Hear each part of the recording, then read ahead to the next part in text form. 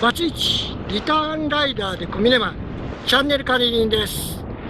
今日はこれから首都高狩場線坂東橋から横浜横須賀道路の朝比奈までの動画を撮影したいと思っております。